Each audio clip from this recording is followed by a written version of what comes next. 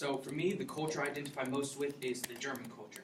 Because of this, for my cultural artifact, I chose one of the most famous landmarks in all of Germany.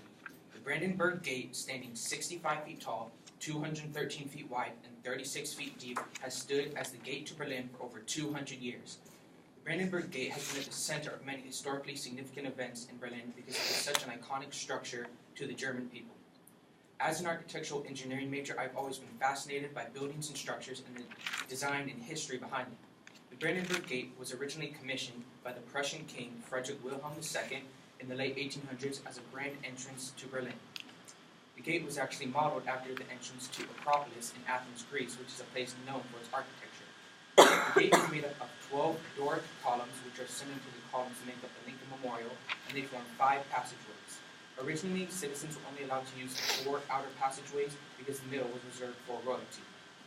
On top of the gate is a statue called a quadriga, which is a chariot being pulled by 4 horses, along with the statue of the goddess of victory.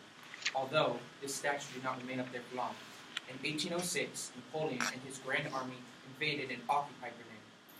When he did this, he had a procession in the streets, and he marched underneath the gate, and then he removed the quadriga from atop the gate and sent it to Paris. It remained there for 8 years until the Prussian army invaded and captured Paris and sent the quadriga back to Berlin.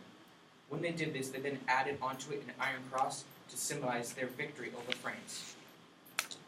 Over 100 years later, when Adolf Hitler rose to power, he held a parade at the gate. He also used the gate as Nazi propaganda and turned it into a party symbol. Throughout World War II, the gate received extensive damage during the fighting, but it managed to survive, and it was later restored after the war. A few years later, when the Cold War began and the Berlin Wall went up in 1961, all access to the gate was cut off for nearly 30 years.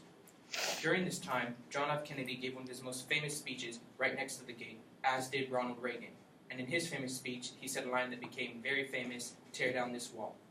In 1989, when the wall finally did come down, people were finally able to cross through the gate for the first time in nearly 30 years. And at that point, the wall became a symbol of unification and freedom for the German people. To sum up, I am very proud of my German culture and heritage. The Brandenburg Gate has served as a physical representation of German identity and of all the obstacles and the struggles that the German people have faced. Even today, the gate is a place for people to unite during the best of times and during the worst of times. And I hope to one day to be able to go visit this monument in person and stand at the site of so many historically significant events. Thank you.